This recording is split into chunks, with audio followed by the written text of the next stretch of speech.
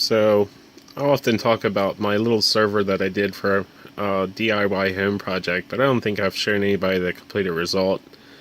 I have two 20-inch LCD screens here running, an old Dell keyboard and a MSI gaming mouse, and of course the server, which has two W5590s in it, GT520 video card, 96 gigabytes of DDR3 1333, and two 120 gigabyte solid state drives.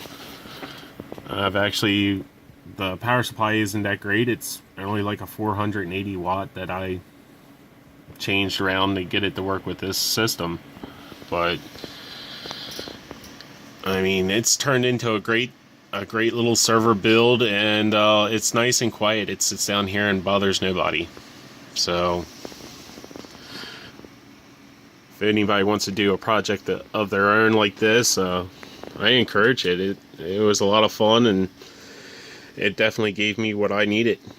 So take it easy.